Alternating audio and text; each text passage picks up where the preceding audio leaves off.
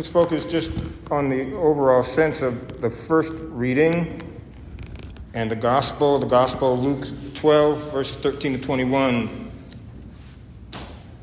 and being free from being possessed by our possessions, as it were. So one thing is, I think most of us, when we hear this parable, very familiar parable, when Jesus says, "You fool, this night your life will be demanded of you," I think we tend to imagine Jesus is in the parable as saying that God is telling this guy he's going to die that night. But we can interpret it more broadly and think every night when we go to bed, as we go to sleep, an examination of how we've lived that day and our lives up till each day, if you want to get that broadly speaking. We are to make an accounting of what we have done that day to God and to our own conscience and to people that we're responsible for and the like. So we might think of that every night. God can ask us, well, how do we do today? And that's God with you. Father, Son, and Holy Spirit accompanying you and accompanying us and asking us what we have done with the things we have and the things God has given us each day. As a family of faith, this parish of St. Elizabeth of Hungary, God might ask that of us. How are you using the things that you have as a parish? So, one culture of parish life that I want to foster among us, and I've seen evidence of it already, quite frankly, very encouraging evidence, is an approach to parish life from one of the ministries that the Archdiocese of Portland has been collaborating with for a little more than a year and a half or so officially. But before that, some parishes were doing it on their own. There's a ministry called Amazing Parish, and there have been some articles about it in the Sentinel. And I've been working with Amazing Parish at my prior parish, St. Wenceslaus. So as we get going, I want to bring that ministry and their approach and their view and their culture to St. Elizabeth. So one of the major views that they propose to a parish is a little drawing of concentric circles. In the center is Jesus. And then the next circle out is Peter, James, and John. As you know, throughout the Gospels, it shows him talking to them in particular and taking them aside and giving them particular training and the like. And then the larger circle, including the three of them and the other apostles, the 12 apostles. And then the last concentrated circle, so to speak, is the 72 disciples, which are mentioned in the Gospels. So those 72, plus the 12 apostles, plus Jesus.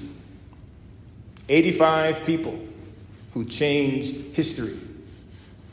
And what Amazing Parish proposes, with other things in the Amazing Parish approach that keep me, the pastor, humble and not getting too full of myself, they say the pastor is the parallel to Jesus in leadership and in service and in evangelization.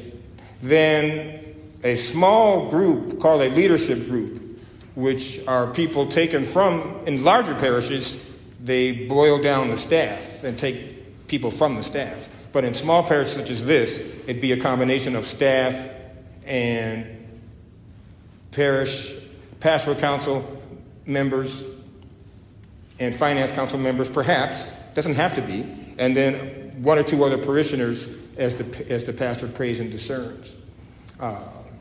And that's become something like a faith-sharing group and a strategic thinking group for the pastor.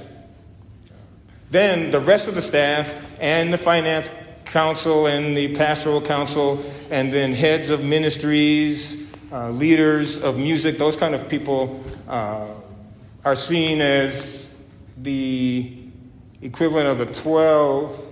And then everybody else in the parish is invited to see yourselves as parallel to the 72 disciples, that first group that Jesus called together and empowered and inspired and led and taught to then go out to the rest of the world, starting with Jerusalem and then out to the rest of the world. So I encourage all of you, many of you are already, I know, have been active in the parish and in helping the parish go, but I'm trying to get all parishioners not to just think of themselves as passive recipients of the services that this parish provides, but as very active and involved in being the servant leaders in this parish, serving one another, and then outwardly serving the world around us, our neighborhood, the hospitals, whatever else. In that, though, two things to consider. One is taking initiative and coming to me, and then once I reconstitute a pastoral council in particular, and an administrative council, perhaps going to those people as mediators, so to speak. But I need people who are active and who are engaged and who take initiative and would come to me and say, Father, I intend to do this for the parish. What do you think? And then give me and others a chance to pray and discern about it and get back to you. But come to me with suggestions. Come to me with ideas. Come to me with initiatives. And then we'll pray, we'll discern, we'll look at the reasonable and viable and all that kind of thing. And we may adopt your idea, and we might not. If we don't, please don't see it as me disregarding you or disrespecting you. I will take every idea seriously. And then secondly, as time goes by and the honeymoon is over between you and me, I'm just kidding. But as any human, if or when I make a decision that puzzles you, even if it just mildly puzzles you, but let alone, even worse, if you want to put it worse, even more strongly, if you disagree with it, or it irritates you, or negatively puzzles you, or something I do or don't do bothers you, irks you, irritates you, whatever. Anything negative, just to be frankly, please come and tell me as soon as possible. Please don't let it fester in your own heart and mind.